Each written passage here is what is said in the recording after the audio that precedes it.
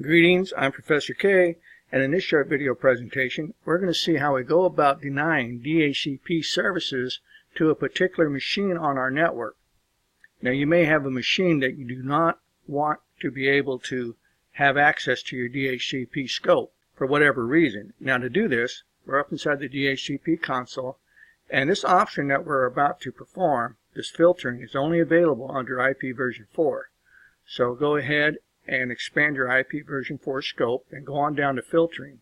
Here you have two options, either allow or deny.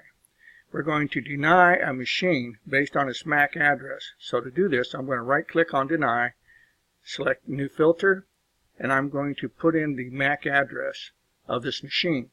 Here I can type in a description.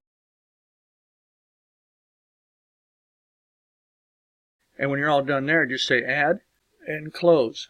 Now that we have the filter in place, we need to enable it. So what I'm going to do now is right click on here and I'm going to select enable.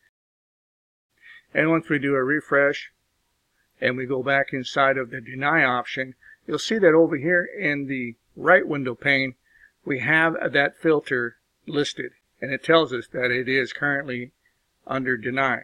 Now if you would like to change this option and to allow this filter, you can do so very easily just by right clicking on the actual filter itself and choose to move to allow.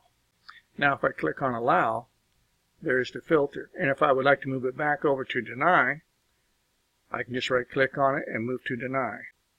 And so that's going to conclude this short video presentation on how we go about denying a particular machine DHCP services based on its MAC address.